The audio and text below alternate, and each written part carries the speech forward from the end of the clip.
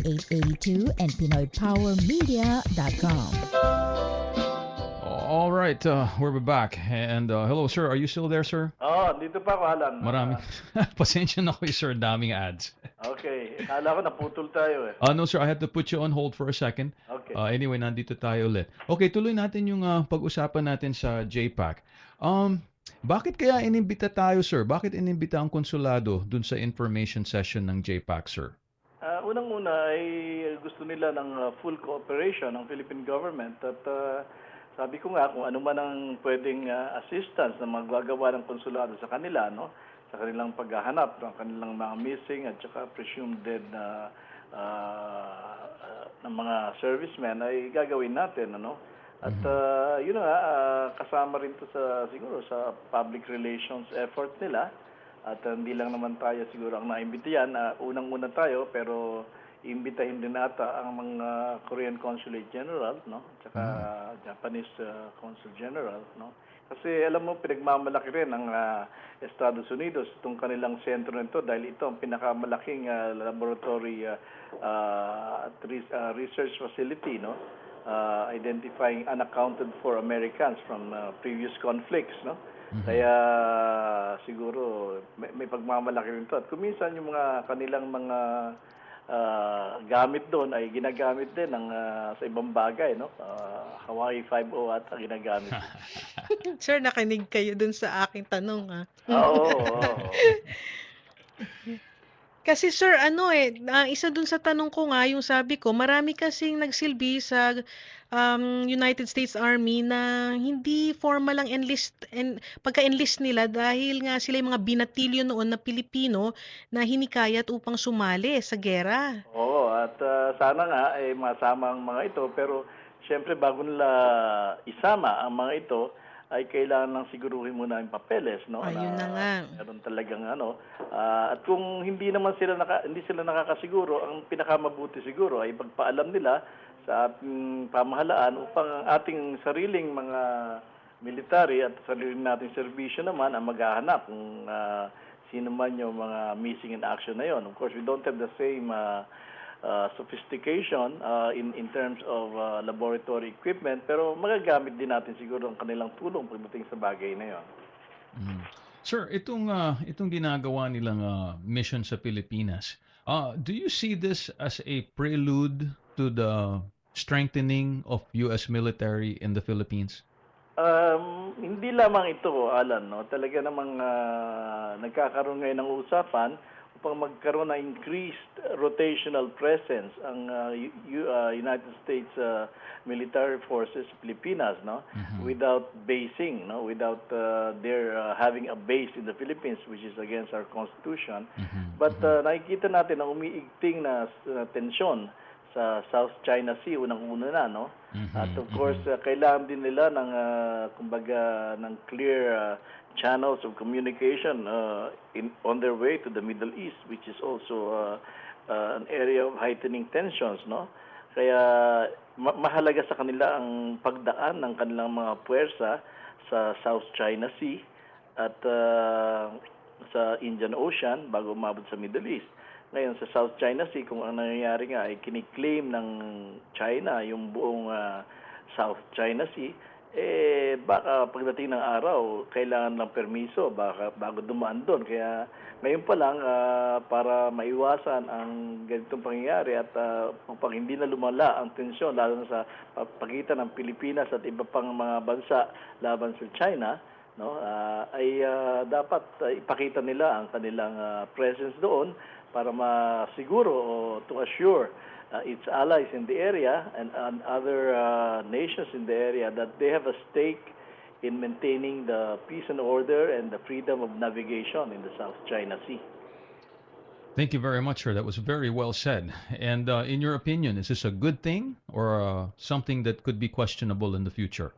Alam mo, Alan, unang-una, maigi ito sa atin dahil pag doon sila, gumagastos sila. So maganda sa ekonomiya. Of course, ang susubukan nating maiwasan ay yung mga katulad ng Daniel Smith case, no? Yes, sir. Nagkaroon ng rape case yun, di ba, sir? Alleged rape case, no? Opo, sir. Oo. Okay, sure. You know, I want to talk about the consular services now, yung mga serbisyo ng konsulado sa mga Pilipino. Tumutulong din ba tayo, sir, sa pagkamatay, sabihin natin, ng mga ating kababayan overseas, sir? Oo, isa sa nabanggit mo yan, Alan, na unang-una gusto ko sanang bumati ng isang condolence, no, Mhm. kay Binky Camara, no, nasa pagyaw ni Dr. George Camara. Yes, sir. Andun ako sa funeral services kahapon. Mhm. At alam mo naman, napakabait ng doktor na yan at ka-probinsya ko, sa Zambales, no. Oh, ganun ba, sir? Oo, Mhm. kaya Mhm. nakikiramay ako sa naiwang pamilya ni Dr. George, no? Our Pero condolences sa go out to, iba sir. pang mga Pilipino na namamatay sa labas ng bansa ay tinutulungan niya ng konsulado sa pamamagitan ng pag-issue namin ng mortuary certificate, lalo na kung dadalhin ng bangkay o remains sa Pilipinas, ano? Mhm. Dati Mhm. nga ang isa sa mga trabaho namin ay kinakapkapan pa namin yung patay kasi baka may smuggled goods sa loob, ano? Pero bihirang-bihira na nangyari sa amin. Bihirang-bihira sa ano mangyari sa Nangyayari amin ba ngayon yun, yan. sir? Diyos ko, Nangyayari may ba yun? Oo, security check pa, sir. unang panahon, lalo na sa mga lugar na hindi naman sophisticated yung kanilang mga mortuary. Kung minsan Aha, aha. yung mga caskets, homemade lang, ano? Mhm, At mhm. saka, kung minsan, hindi rin tayo nakasiguro. Baka ginagawang smuggling ng droga, ano? O Mhm, iba pa. mhm, mhm. Okay lang yung, siguro, mga canned goods ilagay doon sa ano. Pero Yung pag corned droga, beef. siyempre, bawal na bawal yun. Kaya talaga sinisiguro namin. Kaya, pero ngayon, kung ang mortuary certificate naman ay garantisado at hindi naman na-tamper yung bangkay, nag-i-issue na lang kami ng mga karampatang dokumento para madala ang remains ng isang Pilipino overseas pabalik ng Pilipinas. Yes, Sir, kayo po ba ang konsulado po ng panglahat ng Pilipinas sa amang sulok ng mundo, kayo po ba ay kaagapay ng repatriation services yun pong nagpapalakad ng OFW system natin, nakalimutan ko yung hindi naman pa OEA. OWA, Ng OWA. OWA, yun. Ah. Kayo po ba ay kaagapay ng OWA upang itong repatriation services na binibigay nila para sa mga OFW ay maipatupad? Oo, oo. At ang unang takbuhan, kung halimbawa sa mga lugar na katulad sa Middle East, no? Ang unang takbuhan ay ang konsuladong panlahat o kaya ang embahada, no? Ang pasuguan at i-report nila yung death. Tapos kami ang magbibigay alam sa OWA, no? Kung mayroong opisina rin ng OWA, madali. Kung hindi, magko-communicate kami sa Manila upang masabihan ng OWA upang masigurado na yung gagastusin upang ipauwi ang bangkay o remains ay masasagot, no? At hanggang inaabisuhan din ng OWA at ang OWA ang sumasalubong niyan sa airport at pinabibigay, ikino-coordinate sa pamilya ng namatay at para yung pamilya ay makasalubong din sa airport. So all the services necessary to make the life of the family of the deceased much easier. OWA is doing that with the help of the consulates abroad and the embassies abroad. napakagaling naman, sir. Kudos po sa inyo and hats off. Ay maraming Yes. salamat, Alan. At Mhm. siguro bago tayo magtapos, nais ko kayong imbitahan sa Biyernes, ikalabintatlo ng Setyembre, no? Friday Mhm. the 13th to. Please, sir. Pero meron tayong isang Occupational Safety and Health Administration briefing o OSHA on commercial fishing safety. Ito ay gagawin doon sa pier, no? Para sa kapakanan ng ating mangingisda na nagtatrabaho diyan sa pier. Mhm. Yung mga mangingisda nating hindi nakakapasok Mhm. sa Mhm. Honolulu hanggang pier lamang. Pero with the help of OSHA of the United States, no, yung Federal Agency for Occupational Safety and Health, Mhm. Mhm. magkakaroon na ng seminar para sa kanila. Ito ay gagawin sa Pier 38, ano, Honolulu Harbor. No fisheries. Is it open to the public, sir? Oh yes, at malaking bagay yan at lalo na ikaw, Alan, na isang journalista. Yes, sir. Maganda ring i-report yan at palagay ko may libreng merienda rin diyan. Yun ang importante. Eh, di siguradong nandyan ako, sir. Okay, sir.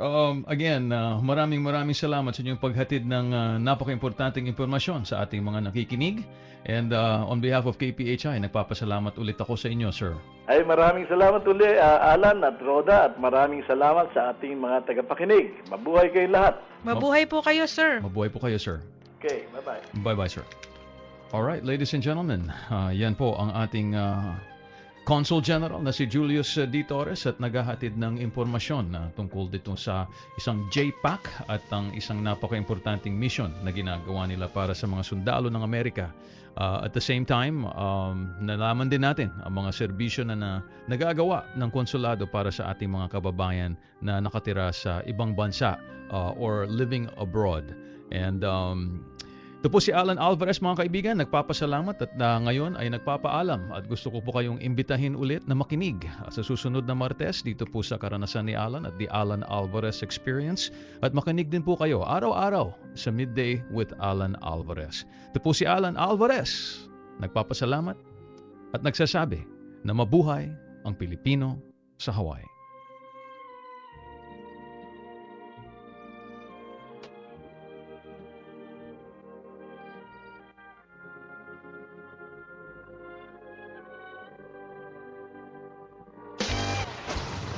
KPHI Honolulu, K244EL